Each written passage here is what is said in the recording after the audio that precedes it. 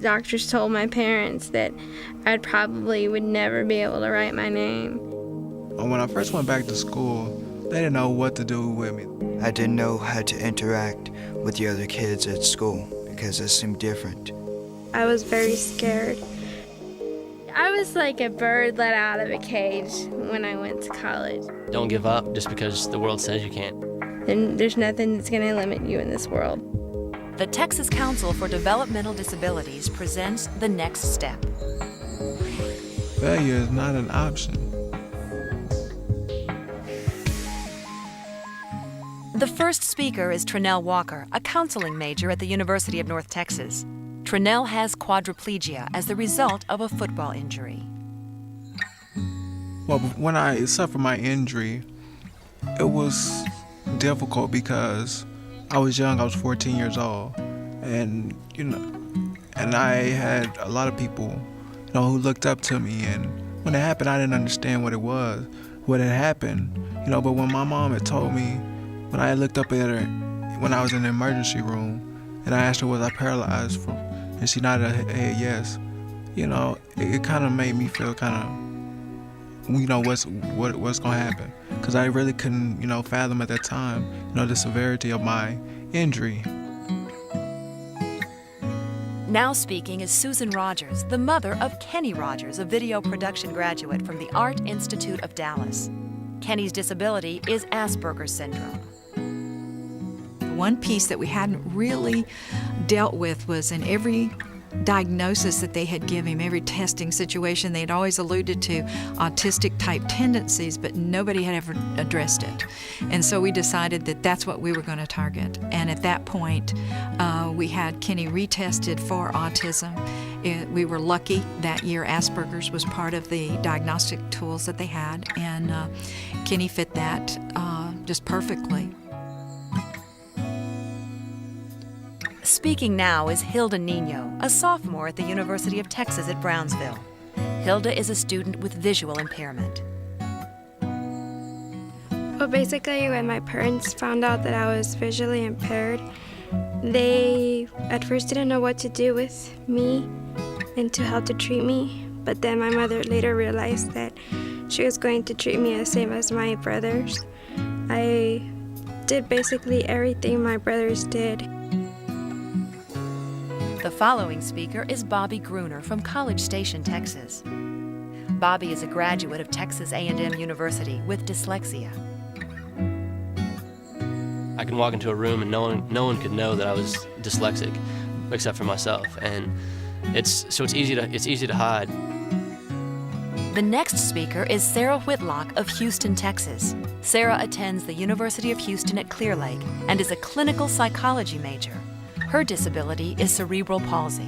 I was diagnosed with CP, which is cerebral palsy, at age 9 months, and I looked normal.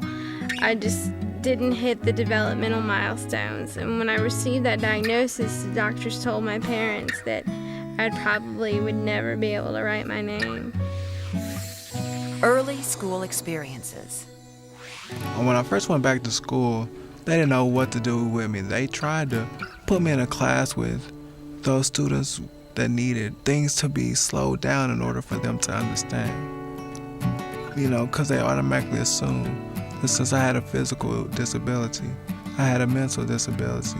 My early experiences with school were very, very hard, I guess, as not knowing really what was going on with myself as learning. And so I was diagnosed with dyslexia in second grade, and there it kind of gave me some answers of what was going on with why I was acting or why I was not being able to read. My regular ed counselor actually refused to see me. When I was in high school, she sent me to the special ed counselor who knew absolutely nothing about the process of going to college. So I had nobody there to tell me, this is what you should do. You need to get your SAT scores and all that stuff. And so I did everything on my own. Speaking next is Kenny Rogers, a video production graduate from the Art Institute of Dallas. Kenny's disability is Asperger's syndrome. Before I got a correct diagnosis, I didn't know how to interact with the other kids at school. Some of the teachers accepted me but it was the students who really didn't like me being around them because I seemed different, but we're all different. Parental concerns. You know, this has been a learning experience, not only for me, but for her, letting her know that her baby, as she refers to me, can get out there and will get out there and do it and continue to pursue the goals of his life, whether he's living with a disability or if he's up on both his feet and able to do things for himself. The next speaker is Trinell Walker's mother, Verna Williams. My concern was about the accommodations and things that, would be there at the campus. And I was comfortable because his older brother would be going with him because he is his attendant. But as far as him leaving home, nah, I didn't want him to go. But I knew he had to grow up, and I'm glad that he had the mind that he has to want to do things. Well, even though my mother was very scared about letting me go, because I'm the only girl, and usually in Hispanic culture it's harder to let the girls out, she never showed me that fear because she wanted for me to get my education. And she knew that me going to Austin was a great opportunity to learn and become more independent. The first day. Walking into my first class with 500 other freshmen, I was overwhelmed, but I was so happy and so excited to be there. And I was like, this is my time. This is my chance to have a life and to establish myself and to really show the world that anyone can overcome anything if they put their mind to it. High school, it's all about image. But when you go to college, it's about image, but people see you wanting to, excel in what you do. Therefore, they're willing to help you. In spite of, your limitations, they see more in you than you actually see in yourself. Well, the first day that I got to St. Edward's, I was very scared. But then again, 40 other students were there with me who were very scared as well. I thought about how I was going to do living by myself in a campus that I didn't know very well. And I knew I was going to miss my home very much.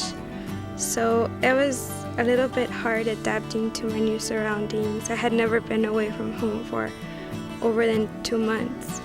So that was a little bit of a challenge, but I got over it very easily because I met a lot of people who were very helpful.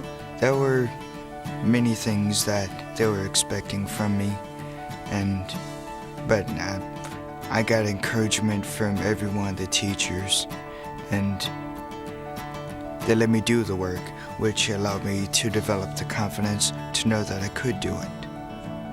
After, I think, my first semester, I began to get out and meet more and more people, and it seemed like they would just start coming up to me, It just become like eye contact, and it's like, hi, how you doing? And once, I spoke, and they spoke back there, and I smiled, and they realized that, hey, there is a person. I think, and a friend of mine told me, she was like, once you speak to you, we don't even see the wheelchair. We only see you. Making the leap. I love college. I would recommend that everybody have that college experience, because once you have that experience, that's like a life. The diversity. Everybody's not going to be the same. But when you go to college, it open up your eyes. You realize that though this has happened to you, you're not the only one. The great thing about college life is that you meet a lot of people who come with very different backgrounds and who are eager to learn about other new things. So my first week there was meeting people. I was like a bird let out of a cage when I went to college because, it's really your first time to experience life. And for me anyway, it was my first taste of real independence. I was completely away from my parents, and I really just found myself and learned just so much about myself just being away from home, and it was just such a unique experience because I was able to develop a deeper sense of self. Getting help on campus. When I got to college, the Office of Disability Services was invaluable to me. The lady that I worked with also had cerebral palsy, and she was able to teach me how to hire attendants and how to just manage my life. So once you know your disability and your diagnosis and the things you need, they will supply it, but you got to tell them what they need, because if not, they won't know. They were very quick about getting the things I needed. For example, when I first went in, I told them that I needed a speech program for a computer to take my exams. Of course, they really didn't know much about it, so I told them about the program, and they were very quick about purchasing it. They installed it in the computer 2 weeks later. I used note takers, and what they did was they provided some NCR carbon paper, and I would just ask students to take notes for me, and whatever they wrote would go on to the next sheet. Oh, and testing accommodations. I could go and take my exams in a reduced distraction environment, and that was very helpful for me if I needed extra time to write. Sometimes I would use a computer, voice-activated software to take my exams, my essay exams especially. Community college, university, or technical school.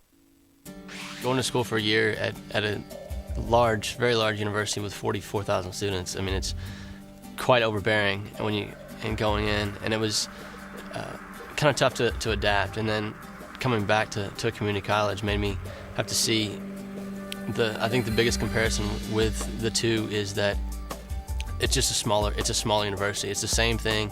You're studying the same materials, but it's just on a smaller note. You have smaller classrooms, which I think helps a lot, being able to have a more one-on-one communication with the professors. We began to look at the Art Institute.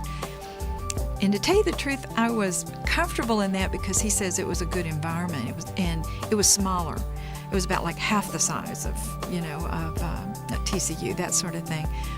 The classes were all smaller. There were about 20, kids in the classes. The teachers were very friendly, very open.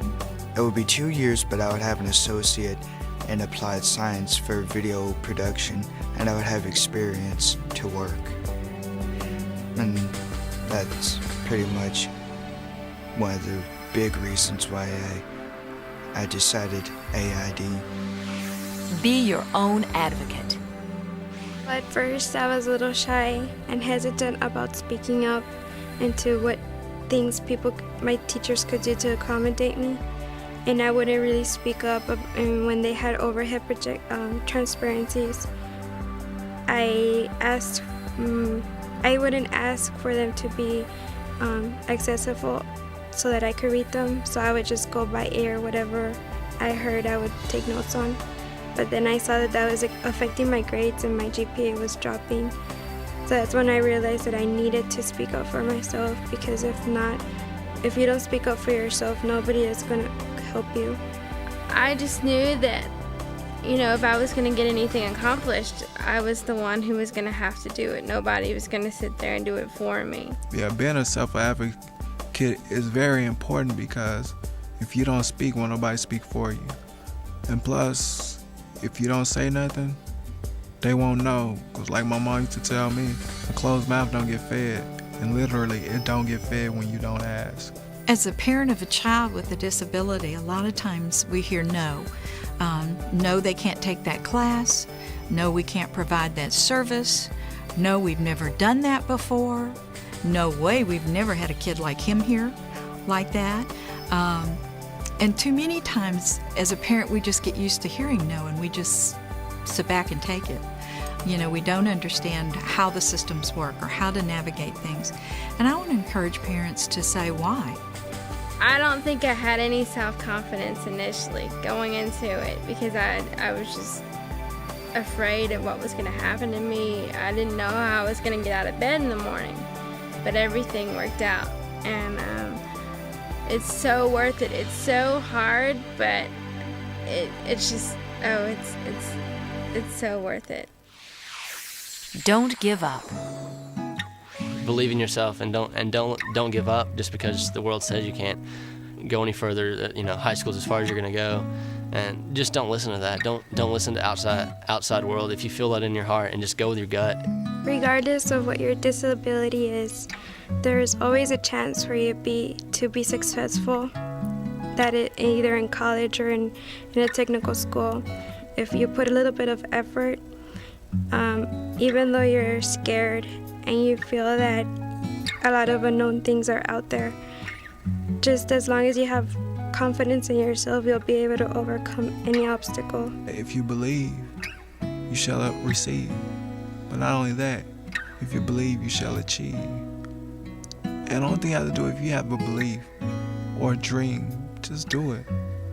Because one, if you limit yourself, everybody else gonna limit you. But if you keep on going, you never know. The sky is the limit. And that failure is not an option. And that if somebody say you can't, that just give you more strength to say I can. Don't give up. I know that there will be other people there to help you.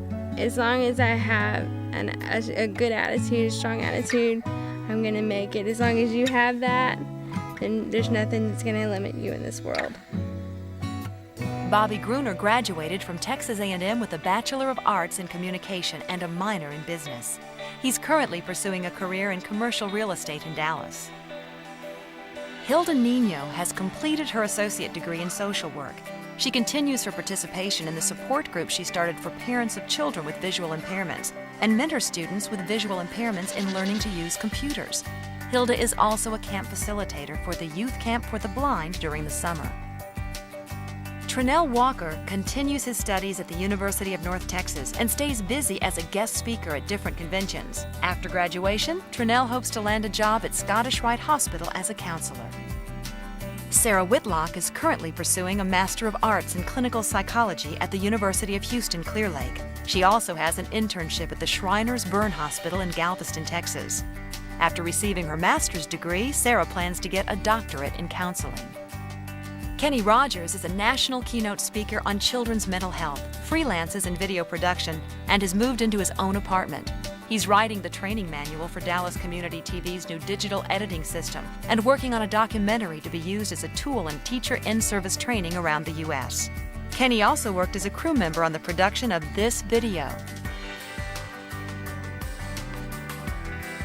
For more information, contact the Texas Council for Developmental Disabilities at 6201 East Old Torf, Suite 600, Austin, Texas 78741, or call 512-437-5432. In Texas, 1-800-262-0334. You can also log on to the TCDD website at www.txddc.state.tx.us.